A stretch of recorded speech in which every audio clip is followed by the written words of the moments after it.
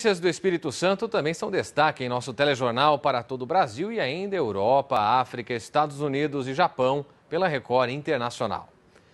Por isso nós vamos ao vivo agora a nossa redação em Vitória. Boa noite para você, Adriana Marques.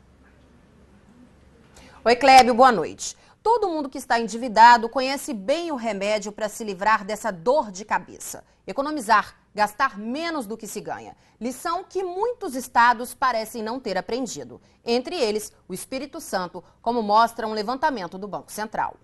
A Priscila é metódica em tudo que faz. Organiza desde as maquiagens às contas do apartamento. Tem pastas e planilhas para todos os compromissos e gastos. E a atualização é diária. Eu comecei a fazer isso quando eu comecei a ganhar meu próprio dinheiro, para eu poder conseguir planejar com o que eu vou gastar e com o que eu posso gastar, né?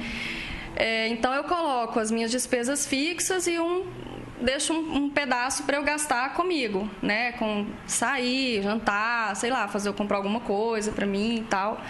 Então, eu sempre, diariamente, eu atualizo a minha planilha. Mas nem todos são organizados como a Priscila e sabem bem o que estão fazendo com o dinheiro. Não mesmo? Quantas pessoas você conhece que gastam mais do que podem pagar? Muitas, né?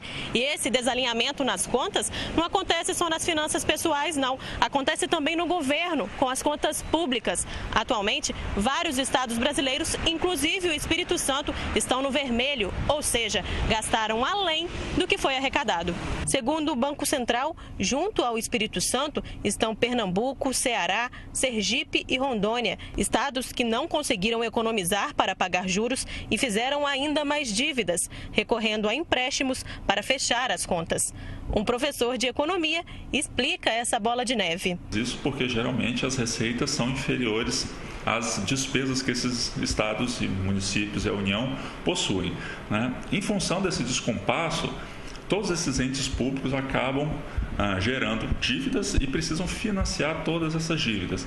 E eles fazem isso fazendo empréstimos. O risco maior é um comprometimento muito grande das receitas desses entes públicos para o pagamento da dívida. Isso pode comprometer muito a aplicação de recursos em outras áreas, né?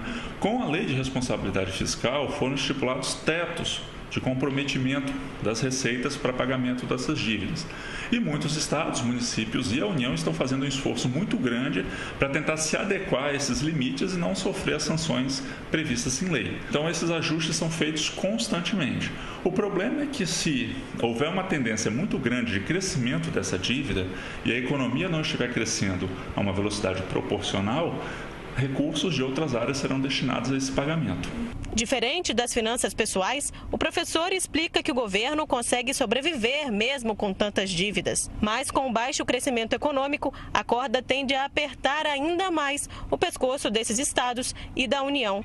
O segredo para não sofrer tanto em 2015 está com a Priscila: organização. O setor público às vezes se confunde um pouco nas suas prioridades e acaba destinando muito recurso para áreas que não trazem um retorno tão necessário para a população. Então o governo precisa estabelecer algumas prioridades mais claramente para conseguir administrar melhor esses recursos, controlar alguns de seus gastos, mas principalmente fazer um acompanhamento mais cuidadoso de como essa dívida está sendo contraída e a que ela está atrelada, para saber se ela tem um risco maior ou não de fugir ao controle do ente público. Eu gosto de ter as coisas na minha mão, as rédeas, né, vamos dizer assim, né? Eu me sinto mais tranquila porque, como eu estou controlando, né, eu consigo ter uma ideia do que eu posso e do que eu não posso.